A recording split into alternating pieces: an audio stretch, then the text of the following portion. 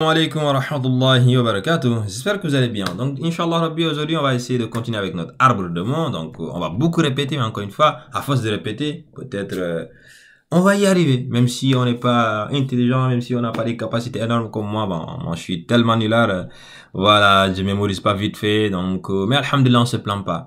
Qu'Allah nous facilite. Et un jour, on n'aurait pas aimé échanger notre situation pour rien au monde. Il faut qu'on arrête de se plaindre, qu'on essaie d'apprendre avec ce qu'on peut. Donc voilà, on va y arriver. Donc Inch'Allah Rabbi, on avait vu que les mots sont divisés en trois parties, les mots en arabe, les noms, les verbes et les particules.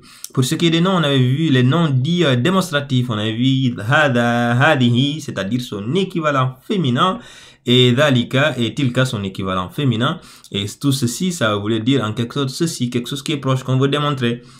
Pour ce qui est de hada et de hadihi, pour ce qui est de la proximité, je veux dire, et pour ce qui est de l'éloignement, on utilise dhalika et tilka. Vous aurez compris, j'imagine.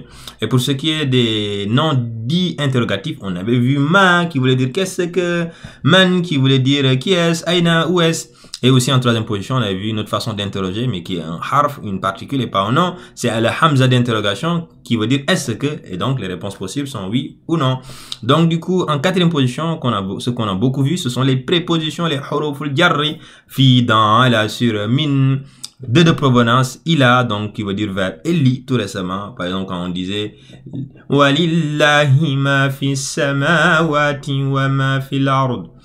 Allah appartient ce qui est dans les cieux et dans la terre. Donc le li là, c'est pour l'appartenance. C'est une autre façon de faire l'appartenance. Et la première façon, on l'avait vu.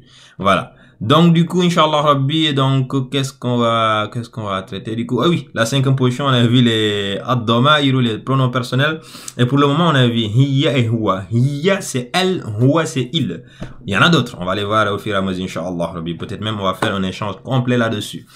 Et après, de temps en temps, on y reviendra. Il n'y a pas de souci. Et du coup, en sixième position, on avait vu les verbes, notamment kharaja et dhahaba. Leurs différents temps. Kharaja et dhahaba, c'est au passé, hein.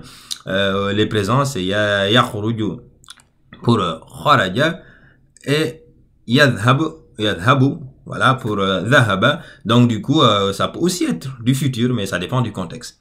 Mais à ce propos, j'ai pas encore beaucoup de détails. Et donc, du coup, pour ce qui est de l'impératif, voilà, c'était utilisé comme ça, khuruj, idhab, pour donner un ordre. Et on pouvait les nominaliser, ces verbes, on pouvait en faire des noms. Par exemple, khuruja, dhahaba, une sortie, voilà, etc., etc.